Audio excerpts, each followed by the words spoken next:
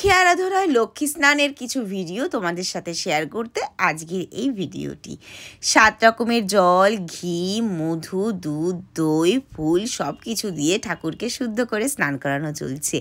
ঘি মধু দিয়ে প্রথমে ঠাকুরকে স্নান করানো চলছে, তারপরে একে একে তার দুধ দই সব কিছু দিয়েই মাকে স্নান করা হবে। তোমরাও দেখতে থাকো এই ভিডিওটি। আর কত সুন্দর লাগছে তাই না? আর আমাদের এই ছোট্ট সুন্দর লক্ষ্মী মা, তাকে এটা হচ্ছে আমাদের কল্যাণীর বাড়ির ঠাকুর। কল্যাণী ঠাকুর আমাদের মানে যেটা দুর্গা পুজোর পরেই যে লক্ষ্মী পুজোটা হয় সেই পুজোতে পুজো হয়নি, কারণ মা করেননি। আর এই ঠাকুরকে যেহেতু এইভাবে সব কিছু করতে হবে, তো ব্রাহ্মণও সেই সময় বলেছে না। এই যে দুদিন আগে যে পূর্ণিমাটা গেছে, সেই পূর্ণিমার দিন ঠাকুরকে পুজো করা হয়েছে আমাদের বাড়িতে। তো আমিও গিয়েছিলাম সেই সময় কল্যাণীতে। লিটারালি আমি একদিনই ছিলাম, কারণ আমি সময় পাইনি। আর আমার শরীরটা একদম ঠিক নেই, তো সেই কারণে সব রকমভাবে ভিডিওগুলো করতে পারিনি, ব্লগগুলো করে উঠতে পারিনি।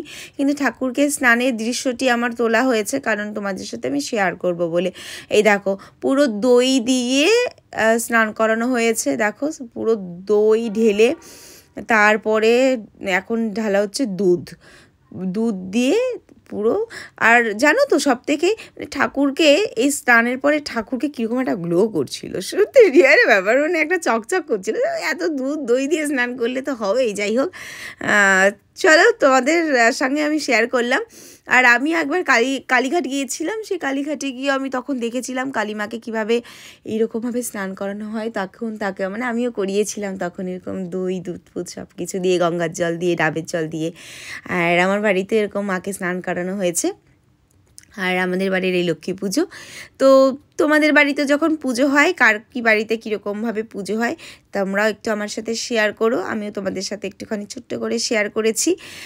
ঠাকুরকে স্নান করানোর পরে সব কিছু, এখনই দেখো ফুলের জল দেখেছো, সব রকমের ফুল একসাথে মিশিয়ে, তিল জব সব কিছু একসাথে মিশিয়ে একটা জল করা হয়েছে। সেই জল দিয়ে লাস্ট মোমেন্টে এই জলটা ঠাকুরকে দিচ্ছে, ফুলের জল। বলে রক্ত জবা, শিউলি ফুল, গোলাপ ফুল, ঠিক আছে, আরও অনেক ধরনের সব কিছু দিয়ে করা হয়েছে। তারপর ঠাকুরকে শুধু কাপড় দিয়ে, নতুন কাপড় দিয়ে গা মুছিয়ে দিয়ে তারপরে তার সাজগোজ আমার মা বানিয়েছে ঠাকুরের জন্য শাড়ি। আর সেই শাড়িটাই ঠাকুরকে পরানো হবে। আর মা ভেবেছিল যে পদ্মর কালার, ঠাকুরকে পিঙ্ক কালার, লাইট পিঙ্ক মিষ্টিও ভালোবাসে লাইট পিঙ্ক আর পিঙ্ক কালার, তো সেই কারণে পিঙ্ক কালারেরই ঠাকুরের শাড়িটা মা নিজের হাতেই বানিয়েছে। আর সেটা আমাদের যে ব্রাহ্মণ ঠাকুর ইন্দ্রজিৎ দাদা সেটা পরিয়েও দিচ্ছে।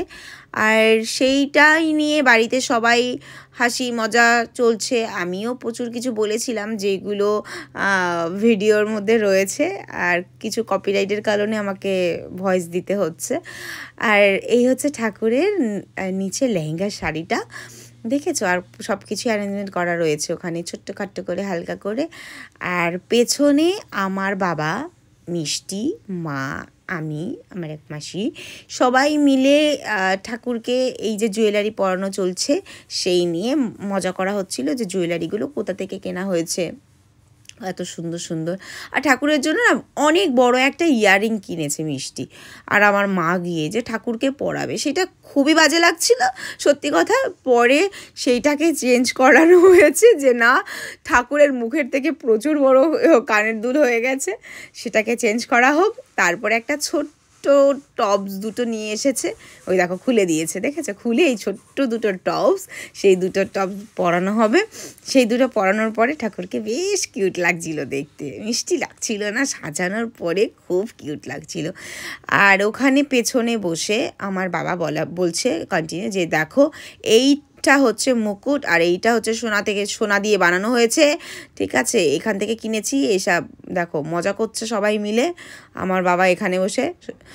আর পাশেও মিষ্টিও এখানে ওর দাদুর সাথে পেছনে লাগছিল, যে না, ঠাকুরের জিনিসপত্রগুলো এখান থেকে আম্বানির থেকে কেনা হয়েছে, এইসব থেকে কেনা হয়েছে। দেখো ঠাকুরের চুল নিয়ে নাড়ানি করছে আর নাচছে।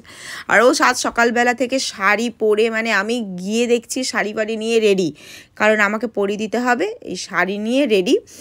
যে এই দেখো সেজে গুছে মানে ওর কোনো কাজ নেই। আর ও পুরো একদম ফাস্টিং করে সকাল থেকে। আর আমার মাকে বলছিলাম কটা বানিয়েছো, কটা শাড়ি বানিয়েছো? মা বলছে 3টে।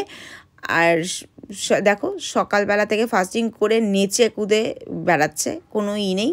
আর আমি তো ফাস্টিং করতে পারি না, আর প্রশ্নই ওঠে না। আর আমি ক্যামেরার ব্যাকে ছিলাম, আমাকেও তোমরা দেখতে পাওনি।